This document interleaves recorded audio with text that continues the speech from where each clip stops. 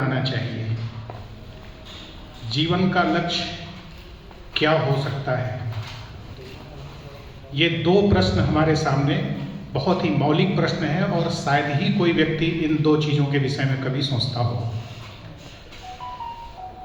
तो बहुत सामान्य दृष्टांत से हम बात शुरू करते हैं कि एक पत्र आपने लिखा और उस पर एड्रेस नहीं लिखा और पोस्ट ऑफिस में गए, आपने उसको लेटर बॉक्स में डाल दिया। वो कहाँ पहुँचेगा? वो कहीं नहीं पहुँचेगा। लेकिन अगर एक पत्र को लिख करके और उस पर एड्रेस लिख करके आप पिन कोड के साथ सारा पूरा कंप्लीट एड्रेस लिख करके अगर आप डालते हैं तो वो पत्र जो है अपने स्थान पर, अपने मुकाम पर पहुंच जाता है। दूसरा दृष्टांत, आप रेलवे स्टेशन पे पहुंचे और टिकट घर पे पहुंच के आप बोले कि मुझे एक टिकट दे दीजिए, तो वो जो बाबू बैठा हुआ है वो पूछता है कहाँ का टिकट चाहिए, तो आप कहते नहीं टिकट दे दीजिए, कहीं का भी दे दीजिए। तो वो यही सोचेगा कि क्या यहाँ कुछ स्क्रू वगैरह ढीला हो गया है क्या। अगर आप कोई स्पेसिफिक स्थान बताते हैं कि हमें दिल्ली का टिकट दे दीजिए और अमुक ट्रेन का चाहिए, तो जैसे ही आपका डेस्टिनेशन निर्धारित होता है, गंतव्य निर्धारित होता है, वैसे ही आपकी दिशा निर्धारित हो जाती है, आपका पथ निर्धारित हो जाता है, आपका वाहन निर्धारित हो जाता है और आपका विश्राम स्थल निर्धारित हो जाता है कि कहाँ पहुंचकर हमें विश्राम करना है। यदि ऐसा नहीं करते तो वो जीवन में केवल गति हो सकती है, और गति का अगर कोई लक्ष्य नहीं है तो गति दुर्गति में बदल जाती है। और गति को अगर हम गंतव्य दे दें, गति को अगर एक लक्ष्य दे दें, तो वो गति हमारी यात्रा में बदल जाती है और यात्रा किसी गंतव्य पर जाकर के पर्यावसान को प्राप्त होती है। इसी तरीके से हमें अपने जीवन में ये तय करना है कि हमारे जीवन का क्या लक्ष्य होना चाहिए। प्रायः लोगों से जैसे मैं पूछता हूँ, करीब 1000 लेक्चर्स मैंने डिलीवर किए हैं इस राष्ट्र की 200 से ज़्यादा संस्थानों में, जिसमें बहुत सारी IITs हैं। अभी भी कल आपकी IIT BHU में है लेक्चर, विषय यही है लगभग। तो जिससे भी पूछो तो एक ही बात कहता है कि डॉक्टर बनना लक्ष्य है, IAS बनना लक्ष्य है, नेता बनना लक्ष्य है, वैज्ञानिक बनना लक्ष्य है। ये जीवन के लक्ष्य नहीं है, ये आपकी जीविका के साधन हैं।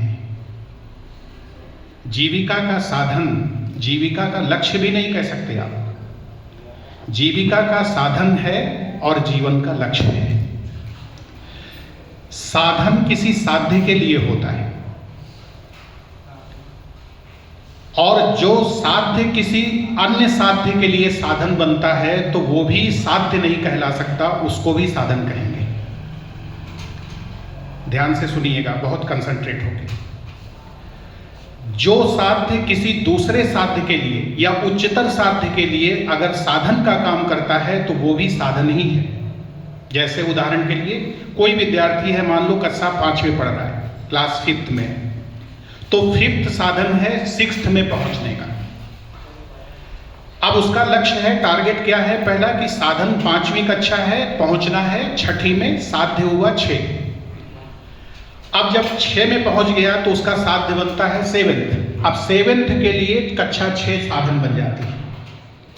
तो जो किसी साध्य के लिए साधन बन जाए वो साध्य भी साध्य कहलाने के लायक नहीं है, अगर बिल्कुल निरपेक्ष एब्सोल्यूट रूप में बात करें तो किस साध्य को लक्ष्य कहेंगे आप? किस साध्य को साध्य कहेंगे? जो साध्य किसी भी अन्य साध्य का साधन नहीं बनता, जो स्वयं में पूर्ण है, जिसको किसी अन्य साध्य के लिए साधन बनने की आवश्यकता नहीं है, उसको हम कह सकते हैं कि वो हमारे जीवन का लक्ष्य हो सकता है। विवेकानंद के जीवन के दर्शन को निचोड़ करके उनका जो ऐतिहासिक पक्ष है, जो पौराणिक पक्ष है, जहाँ पर स्वामी जी ने कहानियाँ सुनाई हैं, उनके जीवन की गाथा है, वो आप पढ़ सकते हैं। जो मुख्य समस्या है वो उनका जो तात्विक और दार्शनिक पक्ष है, उसको ठीक से समझना वो बहुत टेढ़ी खीर है। तो स्वामी जी के पूरे दर्शन को निचोड़ने के बाद जो थोड़े से सूत्र निकल करके आए हैं, मैं उन सूत्रों पर केंद्रित होकर के आपसे बात करूंगा ताकि आप कुछ सार्थक यहाँ से ले करके जाएं। और इसे एक लेक्चर मत समझिएगा और इसे सुनकर भूल मत जाइएगा। ये आपके जीवन को एक दिशा दे सकता है और आपके जीवन को लोकोत्तर महानता के शिखर तक ले जा सकता है, अगर इसको आपने गंभीरता से आत्मसात किया तो। विवेकानंद से जब पूछा गया कि जीवन का लक्ष्य क्या होना चाहिए, तो स्वामी जी ने कहा कि पहले तो ये जानो कि जीवन क्या है। तो अंग्रेजी में वो इसका डेफिनेशन करते हैं कि life is an unfoldment of a being under circumstances to press it down. जीवन एक ऐसी सत्ता का नाम है जिसको परिस्थितियां निरंतर दबाने का प्रयास कर रही हैं, लेकिन वो सत्ता अपने आप को प्रकट करने के लिए संघर्ष कर रही है। अब आप अपने अंदर अगर आत्ममंथन करके देखें तो आप कुछ पाना चाहते हैं। क्या पाना चाहते हैं, अभी मैं उस पर आता हूं। और अगली बात स्वामी जी कहते हैं कि पूरी फिलॉसफी का जो निचोड़ है विवेकानंद का, each soul is potentially divine. The goal of human life is to manifest this divinity within by controlling nature external and internal. Do this either by work or worship or psychic control or philosophy, by one or two or all of these, and be free. This is the whole of religion and spirituality. Doctrines, dogmas, rituals, books, sects, they are nothing but secondary details. प्रत्येक जीव अव्यक्त ब्रह्म है, यानी प्रत्येक जीव के अंदर अनंत शक्ति विद्यमान है, क्योंकि ब्रह्म क्या है? सत्यम ज्ञान अनंतम ब्रह्म। वो अनंत शक्ति जो चैतन्य रूप में है वो हमारे अंदर, आपके अंदर, प्रत्येक जीव में, केवल मानव मात्र में नहीं, इवन चींटी में भी वो विद्यमान है। The goal of life is to manifest this divinity by controlling nature external and internal. अपने अंतः और बाह्य प्रकृति का नियंत्रण करके इस दिव्यत्व को, इस ईश्वरत्व को, इस ब्रह्मत्व को, इस चैतन्यत्व को अभिव्यक्त करना ही मनुष्य के जीवन का एकमात्र लक्ष्य है। Do it either by work, चाहे इसे कर्मयोग के माध्यम से करो, और वर्शिप, चाहे उपासना या भक्ति योग के द्वारा करो, चाहे साइकिक कंट्रोल ध्यान योग या राजयोग के द्वारा करो, और वर्क, और चाहे कर्मयोग के द्वारा करो, चाहे एक के द्वारा करो या अनेक के द्वारा या सबके समन्वय के द्वारा करो, और मुक्त हो जाओ। यही जीवन का सार सर्वस्व है, यही धर्म और अध्यात्म का सार है। बाकी पंथ, ग्रंथ, मत, मतांतर, संप्रदाय, ये सब गौड़ ब्यौरे मात्र हैं, दे आर सेकेंडरी डिटेल्स। पूरा निचोड़ विवेकानंद ने दर्शन का और अध्यात्म का इस अपने एक वाक्य में बोल दिया। ये विवेकानंद दर्शन की चतुसूत्री है। जैसे हमारे ब्रह्मसूत्र में 4 सूत्र हैं, वैसे ही विवेकानंद के दर्शन की ये चतुसूत्री है।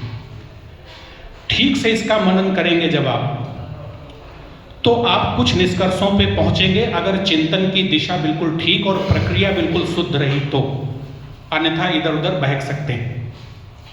प्रश्न ये उठता है कि जीवन का लक्ष्य, विवेकानंद कहते हैं कि अपने दिव्यत्व को व्यक्त करना है। हम आपसे प्रश्न करें कि दिव्यत्व से आपका क्या तात्पर्य है? हमें तो नहीं महसूस होता कि हम कोई दिव्य पुरुष हैं, हमारे अंदर इतना आत्मविश्वास भी नहीं होता कि हम हर चीज कर सकें। आप देखो कंपटीशन की तैयारी करते समय बच्चे, बहुत कम बच्चे होते हैं जो श्योर होते हैं कि हमें सफलता मिलेगी ही मिलेगी। तो अगर अनंत शक्ति और असीम शक्ति हमारे अंदर होती तो हमारे अंदर आत्मविश्वास की कमी कभी नहीं होती। तो ये जो दिव्यता है ये हमें अनुभव में क्यों नहीं आती? कारण यह है कि ये प्रसुप्त है। विवेकानंद ने क्या कहा कि each soul is potentially divine. Potentially माने पोटेंशियल फॉर्म में, प्रसुप्त रूप में ये शक्ति आपके अंदर विद्यमान है, लेकिन है। जैसे आप में से कोई विद्यार्थी, अभी एक सामान्य विद्यार्थी हैं आप, 2 विद्यार्थी 3 विद्यार्थी अगर मिल जाए तो आपको मार करके गिरा सकते हैं, पटक सकते हैं। लेकिन आप में से ही किसी का सिलेक्शन अभी अगर मान लो एनडीए में हो जाए, नेशनल डिफेंस एकेडमी में, या सीडीएस में हो जाए, कंबाइंड डिफेंस सर्विसेज में, और आप वहां जाकर के 4 साल की ट्रेनिंग करते हैं, उसके बाद आपको एनएसजी कमांडो के लिए भेज दिया जाता है, आप वहां ट्रेनिंग करते हैं।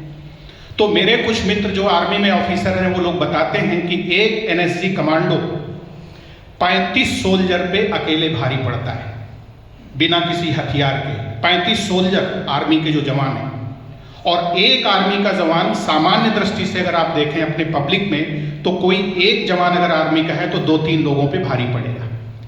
तात्पर्य क्या है कि 35 को अगर 3 से भी हम मल्टीप्लाई करें तो कितना हो गया? 105। एक एनएसजी कमांडो 105 लोगों पे भारी पड़ गया। वही एनएससी कमांडो जब आपके रूप में यहां एक विद्यार्थी के रूप में बैठा था तो 3 लोगों पे भी भारी नहीं पड़ सकता था। ये शक्ति कहां थी उसकी?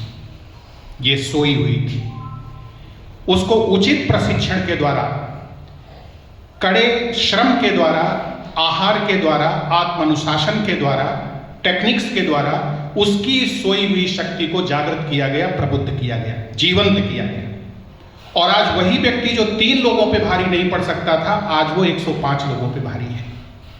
तो जैसे ये शारीरिक क्षमता आपके अंदर इतनी ज्यादा भरी हुई थी, वो प्रकट नहीं थी, इसलिए आपको लगता था कि मैं 3 लोगों से भी जीत नहीं सकता। आज आप 100 लोग भी सामने खड़े हों तो आप एक सिंह की तरह फियरलेस होकर के खड़े हैं, आपको कोई डर नहीं, क्योंकि कॉन्फिडेंस है कि मैं 100 लोगों को अकेले मारकर गिरा दूंगा।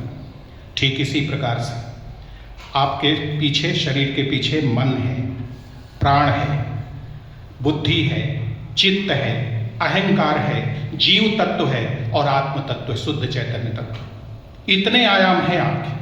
इसी को वेदांत में हमारे कहा गया आनंदमय कोश, प्राणमय कोश, मनोमय कोश, विज्ञानमय कोश और आनंदमय कोश। और इसके ऊपर आपकी आत्म शक्ति है, आत्मा है, चैतन्य है, ब्रह्म है, जो भी आप नाम उसको देना चाहें। तो शरीर की शक्ति को पूरी तरह से जागृत करना, मन की शक्ति को पूरी तरह से जागृत करना, प्राण शक्ति को पूरी तरह से जागृत करना। अगर आप प्राण शक्ति को पूरी तरह जागृत कर लें तो हम लोगों के एक रिलेशन में थे, ठाकुर लाल सिंह चौहान उनका नाम था, पूना में थे, बैंक ऑफ बड़ौदा में वो मैनेजर थे। हठ योग की सिद्धि उनको थी। वो आप सोचो कि अपने छाती पर से हाथी को निकाल देते थे। प्राण शक्ति पर इतना उनका अधिकार था कि कार को वो जो है 2-3 कारें अगर उनको कहा जाए तो ऐसे ही एक हाथ से खींच लेते थे। 3 अपनी आंखों से हम लोगों ने उनके ये करतब देखे। जब उनसे रहस्य पूछा गया तो उन्होंने यही बताया कि मेरा प्राण शक्ति पर पूरा अधिकार है और अपनी जो ये इंडिविजुअल प्राण शक्ति है इसको कॉस्मिक प्राणिक एनर्जी के साथ हम कनेक्ट कर देते हैं। तो जब कॉस्मिक के साथ कनेक्ट हो गई तो बहुत सारी ऊर्जा है कॉस्मिक में, तो उसके आधार पर इतनी शक्ति उनके अंदर आ जाती थी कि कोई भी व्यक्ति वो कृत्य नहीं कर सकता था जो वो करते थे। इसी तरह मन की शक्ति, स्वामी जी कहते हैं मन की शक्ति अनंत है। बुद्धि की शक्ति, आप जगत में जो कुछ भी देख रहे हो, आप केवल 2 शक्तियों के कारण आज पूरे विश्व में जितना विकास है वो, एक आपकी कर्म की शक्ति और दूसरा बुद्धि की शक्ति। बुद्धि और श्रम ने जगत के और राष्ट्र के पूरे परिदृश्य को बदल दिया है। और चित्त की शक्ति, आप देखो किसी की स्मृति और मेधा इतनी तीव्र होती है कि एक बार जो पढ़ लेता है उसको हमेशा याद रहता है। अहंकार की शक्ति, शुद्ध आत्मा की शक्ति। तो ये जो शक्ति के विभिन्न स्तर हैं, जो विभिन्न आयाम हैं, अगर इनको आप जागृत कर सके तो आपके अंदर का ये जो सोया हुआ ब्रह्मत्व है, सोई हुई जो ये अनंत ऊर्जा है, ये जागृत होगी। विवेकानंद कहते हैं कि जीवन का ये लक्ष्य है। और इसकी पूर्णता कहाँ होगी? इसकी पूर्णता होगी जब आत्मा की पूर्ण शक्ति जागृत होगी। और उसके लिए भगवान ने गीता में कहा, यम लब्ध्वा च परम लाभम मन्यते नादिकम तथा यस्मिन स्थितो न दुखे न गुरुणापि विचाल्यते। जिसको पाने के बाद बड़े से बड़ा लाभ आपको छोटा दिखे और बड़ी से बड़ी दुखद स्थिति में भी आप विचलित न हो सके, वो लाभ ही परम लाभ है और वो स्थिति ही परम स्थिति है। तो जो ये आत्म तत्व की प्राप्ति, इसी को रामकृष्ण ने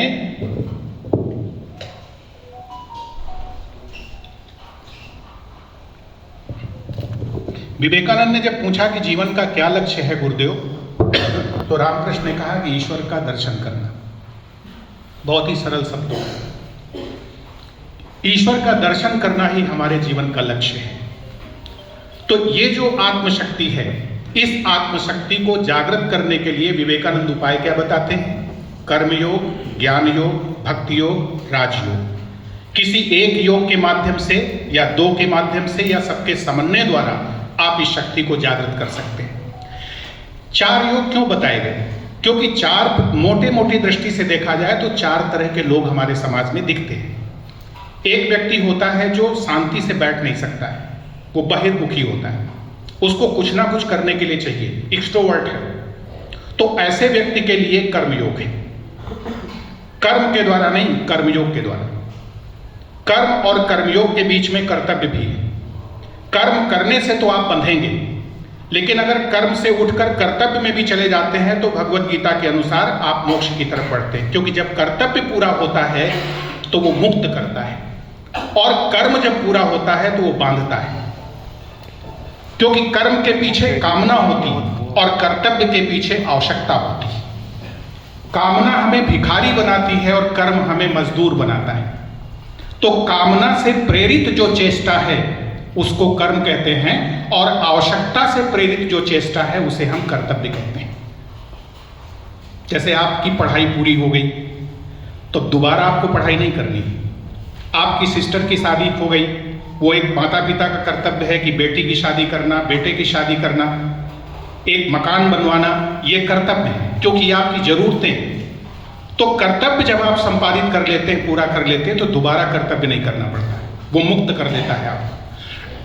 लेकिन कामना से प्रेरित कर्म जो है वो आपको बांधता है, क्योंकि एक कामना पूरी होती है वो दूसरी कामना को जन्म देती है। और कर्मयोग कब होता है कर्तव्य? जब कर्तव्य को हम भगवत बुद्धि से करते हैं। कर्तव्य प्लस भगवान इज इक्वल टू कर्मयोग। जब वो भगवान को समर्पित होता है तब वो कर्मयोग कहलाता है। एक दृष्टि से देखें तो कर्मयोग भक्ति योग ही है, क्योंकि भक्ति के बिना कर्मयोग संभव नहीं है। आप समर्पण किसको करेंगे? क्योंकि अगर राष्ट्र योगी हैं तो राष्ट्र को समर्पण करेंगे। जैसे ये जितने महापुरुष आपको दिख रहे हैं ये राष्ट्र योगी थे, इनका जीवन राष्ट्र के लिए था, तो इनके कर्म राष्ट्र को समर्पित थे। लेकिन राष्ट्र भी सीमित है। भारत से तो आपको प्रेम है, लेकिन भारत के अलावा दूसरे देशों से उतना प्रेम नहीं है। तो यहां भी विषमता है, यहां भी पक्षपात है, यहां भी राग द्वेष है। भले ही आपके राग का जो दायरा है वो देश भर में है, अपने देश से राग है आपको, लेकिन पाकिस्तान से राग नहीं है, अन्य देशों से राग नहीं है। तो इसीलिए ईश्वर जो समस्त सृष्टि और सारे ब्रह्मांडों का सृष्टा है उससे प्रेम करने की बात की जाती है, ताकि जीवन हमारा राग और द्वेष से मुक्त हो सके, हम प्राणी मात्र के लिए, जीव मात्र के लिए जी सके। विवेकानंद ने जैसा कहा, शिव भावे ने जीव सेवा। स्वामी जी कहते हैं कि जितना मैं भारत का हूं उतना ही मैं अमेरिका का हूं। एक तरफ उनमें प्रखर राष्ट्रवाद दिखता है, लेकिन दूसरी तरफ उनमें मानवतावाद भी अपने चरम पर है। तो इस प्रकार से हमको ये जो कर्तव्य और कर्म योग, इसको अपने जीवन में लेकर के चलना चाहिए। तो कर्म हमारे जीवन में कभी बंधन का कारण नहीं बन पाएगा। और जो बुद्धिमान हैं, जो तर्क पे हर चीज को कसते हैं, वैज्ञानिक दृष्टि है, उनके लिए ज्ञान योग बताया गया। जो अंतर्मुखी हैं, जो एकांत में रहना पसंद करते हैं, बहुत ज्यादा किसी से मिलना जुलना नहीं, उसके लिए ध्यान योग बताया गया। और जो भावना प्रधान है उनके लिए भक्ति योग बताया गया। इसीलिए हमारे यहाँ देखो महिलाएं अधिकतर भक्ति में, कीर्तन में, भजन में बढ़ चढ़ के भाग लेती, क्योंकि उनका जीवन भावना प्रधान होता है। एक्सेप्शंस अलग हो सकते हैं। तो स्वामी जी कहते हैं कि ये जो अनंत शक्ति है इसको व्यक्त करना ही आपके जीवन का लक्ष्य है। और ये 4 उपाय उन्होंने बताया। बीच में उन्होंने एक चीज और बोली कि अंतः और बाह्य प्रकृति का नियमन करके, यानी आपका अपने स्वभाव पर, अपनी देह पर, मन और इंद्रियों पर नियंत्रण होना चाहिए। क्योंकि अगर इन पर आपका नियंत्रण नहीं है, इन पर आपका स्वामित्व तो नहीं है, तो फिर ये आपको विषय जगत की तरफ आकर्षित और प्रवृत्त करेंगे, ये आपको अंतर जगत की तरफ जाने नहीं देंगे। तो ये एक मोटा मोटा डिवीजन जो स्वामी जी की दृष्टि से लक्ष्य जीवन में क्या होना चाहिए वो मैंने आपको बताया। अब आइए 6 लक्ष्य जीवन में आपको रखने चाहिए अगर आप अपने जीवन को एक अच्छे मनुष्य के रूप में, सार्थक मनुष्य के रूप में जी करके जाना चाहते हैं। तो पहला है स्वास्थ्य। बिल्कुल प्रैक्टिकल एस्पेक्ट से हम बात शुरू कर रहे हैं। स्वास्थ्य जीवन का पहला लक्ष्य होना चाहिए। डिजीज फ्री और मेडिसिन फ्री बॉडी आपकी होनी चाहिए। व्याधि से मुक्त शरीर, ये शरीर की दिव्यता है। जो स्वामी जी कहते हैं मैनिफेस्टेशन ऑफ डिविनिटी, तो manifestation of divinity eight physical level, शरीर के स्तर पर इसका मैनिफेस्टेशन कैसे होगा? तो शरीर के स्तर पर इसका मैनिफेस्टेशन होगा कि आपका शरीर व्याधि से मुक्त हो। शरीर के रोग को व्याधि कहते हैं, मन के रोग को आधि कहते हैं, बुद्धि के रोग को और अहंकार के रोग को उपाधि कहते हैं, और चित्त के रोग को समाधि कहते हैं। समाधि भी रोग है, बहुत कम लोग जानते हैं। एक उच्च स्थिति जरूर है, एक शक्ति है, एक सामर्थ्य है, एक योग्यता है, लेकिन अगर अंतिम तत्व की दृष्टि से हम बात करें तो वो भी एक रोग है चित्त का। तो इन शरीर के स्तर पर अगर आप व्याधि से मुक्त हैं, औषधि से मुक्त हैं, रोग से मुक्त हैं, तो ये शरीर की दिव्यता है। मन के स्तर पर अगर आदि से मुक्त हैं, जितने भी विकार हैं, काम, क्रोध, लोभ, मोह, मद, मत्सर, ईर्ष्या, निराशा, हताशा, अवसाद, विषाद आदि, इनसे अगर आप मुक्त हैं तो ये मन के स्तर पर दिव्यता की अभिव्यक्ति है। चित्त के स्तर पर यदि आप समाधि से मुक्त हैं, समाधि का मतलब एक जगह एकाग्र हो जाना, कि मन का तदाकार हो जाना, तन्मय हो जाना, तद्रूप हो जाना। अब आपको मान लो एक जगह निष्ठा तो आपकी हो गई पक्की, आप एकाग्र हैं, लेकिन मन को हटा नहीं पा रहे, तो विवेकानंद ने कहा कि जितना समाधिस्थ होने में आपकी दक्षता हो, उतनी ही दक्षता अपने मन को वहां से डिटैच करने की भी होनी चाहिए। जब चाहो अपने मन को हटा लो आप, अन्यथा आप गुलाम हो गए उस चीज की। तो गुलामी अच्छी, इसलिए कहा कि समाधि भी चित्त का एक रोग है। और बुद्धि, उपाधि और अहंकार भी उपाधि, उपाधि यानी सीमा। जब किसी सीमित दायरे में बुद्धि हमारा चिंतन करती है, जब किसी सीमित के साथ हम अपने अहंकार को बांधते हैं, तो हमारा जो व्यक्तित्व असीम है, जो अनंत है, जो चैतन्य है, वो सीमाबद्ध हो जाता है। और तब हम कोई बड़ा काम नहीं कर पाते, अपना असली स्वरूप हम पहचान नहीं पाते, जो अनंत और उपाधि से शून्य हमारा स्वरूप है, उसको जान नहीं पाते। तो ये संक्षेप में बताया कि ये आपके जीवन में पहला लक्ष्य है, स्वस्थ शरीर हो, मन निर्मल हो। ठीक है, ये दो चीजें भी अगर आप कर लें तो बाकी चीजें अपने आप हो जाएंगी।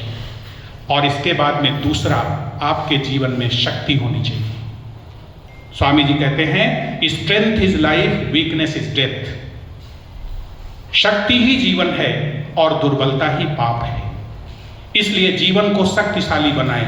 अब प्रश्न है कि शक्ति से क्या तात्पर्य है? शक्ति के दो रूप हैं, एक बाह्य रूप है और एक आंतरिक रूप। एक वस्तुनिष्ठ है और एक आत्मनिष्ठ है, व्यक्तिनिष्ठ है। जैसे आप में पवित्रता है, शुचिता है, आत्मबल है, विश्वास है, उत्साह है, धैर्य है, शारीरिक बल, मानसिक बल, बुद्धि बल, ये सब हैं, तो ये व्यक्तिनिष्ठ हुआ, आत्मनिष्ठ हुआ। आपके पास जन बल है, धन बल है, पद बल है, सत्ता बल है, बहुत संपत्ति है, शस्त्र बल है, सैन्य बल है, ये वस्तुनिष्ठ, ये बाहरी बल है आपकी। तो प्रयास व्यक्ति का होना चाहिए कि मर्यादा, धर्म और नैतिकता के अंतर्गत रहते हुए हम दोनों तरह की शक्तियों को प्राप्त करें, जो हमें अपने जीवन निर्वाह के लिए, समाज सेवा के लिए, राष्ट्र के मंगल के लिए आवश्यक है। तो दूसरा जो लक्ष्य है आपके जीवन में, शक्ति होना चाहिए। तीसरा, आपका जीवन शांति होना चाहिए, क्योंकि जितना उपद्रव है वो अशांत मन करता है। सारे अपराध और पाप की जड़ जो है वो अशांत मन है। अशांति के गर्भ से ही सारे पाप और अपराध जन्म लेते हैं। जिसका मन शांत है ना, वो हमेशा खुश रहेगा। और एक खुश व्यक्ति कभी कोई अपराध नहीं कर सकता, कोई पाप नहीं कर सकता है। जब हमारा मन व्यग्र होता है, उग्र होता है, उद्विग्न होता है, विक्षुब्ध होता है, विचलित होता है, क्रोधित होता है, तब हमसे गलतियां होती। तो मन की शांति, अंदर की जो अशांति है वो व्यग्रता कहलाती है, और बाहर की जो अशांति है वो उग्रता कहलाती है। तो हम अंदर से भी शांत हों और बाहर से भी शांत हों, यानी ना तो व्यग्र हों और ना उग्र हों, तब हम कहेंगे कि हम शांत हैं। तो शांति हमारा तीसरा लक्ष्य होना चाहिए। और चौथा लक्ष्य होना चाहिए आपका समृद्धि। विवेकानंद कहते हैं कि गरीबी सबसे बड़ा अभिशाप है, दरिद्रता से बड़ा कोई अभिशाप नहीं। तुलसी बाबा ने भी लिखा, नहीं दरिद्र सम दुखी न दीना। दरिद्र के समान कोई दुखी नहीं। यद्यपि दरिद्र की परिभाषा भगवत्पाद शंकराचार्य ने ये बोला कि जिसकी तृष्णा बहुत विशाल है वो दरिद्र है। बहुत से लोग दरिद्र होते, करोड़ों अरबों रुपया होता है फिर भी दरिद्र होते हैं, क्योंकि लोभ के द्वारा वो ग्रस्त है, उनको और चाहिए और चाहिए। तो दरिद्रता का मतलब आपकी तृष्णा विशाल है, और अगर तृष्णा शांत है, आपको अपने जीवन निर्वाह के लिए, परिवार के प्रति अपने दायित्व और कर्तव्य का संपादन करने के लिए अगर पर्याप्त संपत्ति प्राप्त है, तो आपको संतुष्टि का जीवन रखना चाहिए। इसको हमारे यहाँ समृद्धि कहा गया। कोई आ जाए याचक आपके सामने, कोई परेशान व्यक्ति आ जाए, तो आप उसकी भी मदद कर सकें, इतना सक्षम और समर्थ अपने को बनाने का प्रयास करना चाहिए। और समृद्धि का मतलब केवल धन नहीं होता, केवल पैसा नहीं होता। समृद्धि में बहुत सारी बातें आती हैं। ज्ञान आपकी एक संपदा है, विद्या के समान कोई धन नहीं है। विचार आपकी संपदा है, श्रम, ये भी आपकी संपदा है। आप देखो समय, ये आपकी संपदा है। तो अनेक रूप हैं वेल्थ के, वे सारे रूपों को हमें जानने का प्रयास करना चाहिए और उनको संचित करना चाहिए और उनका सदुपयोग करना चाहिए। क्योंकि संपत्ति का, चाहे वो समय हो, चाहे ज्ञान हो, चाहे विद्या हो या ऊर्जा हो, इसका संरक्षण आप बहुत दिन तक नहीं कर सकते, इसको बचा कर नहीं रख सकते, इसका सदुपयोग किया जा सकता है। और अगर सदुपयोग नहीं करेंगे तो ये नष्ट हो जाएगी, ये क्षय हो जाएगी।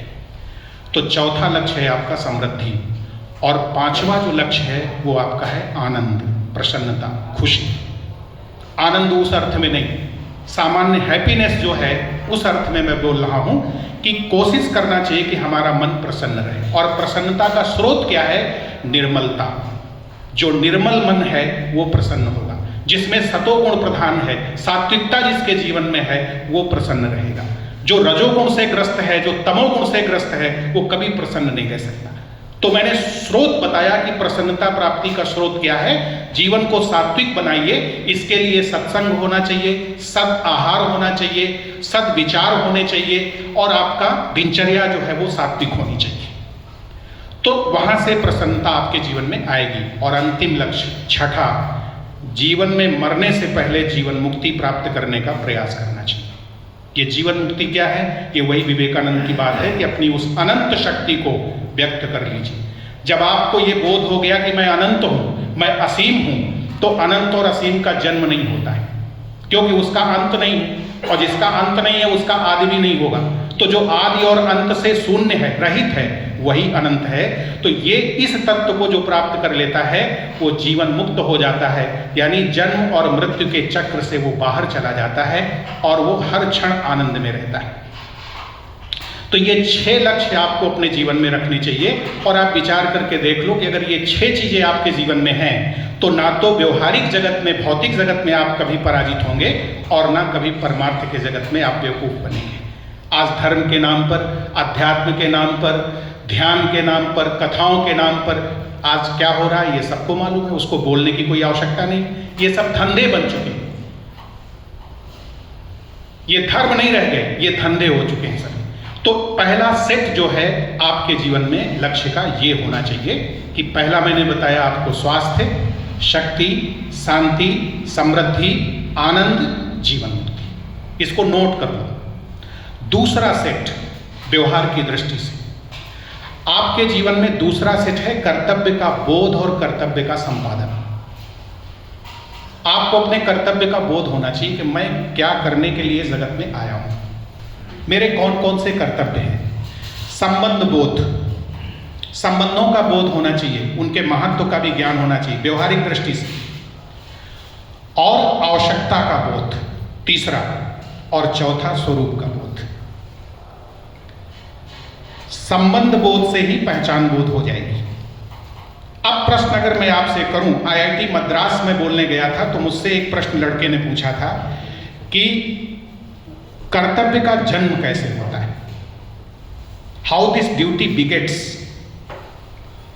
हम आपसे पूछते हैं कि आपके कर्तव्य कैसे पैदा होते हैं, कैसे जन्म लेते हैं। कभी सोचा आपने इस विषय पर? कोई भी बोल सकता है, कर्तव्य का जन्म कैसे होता है।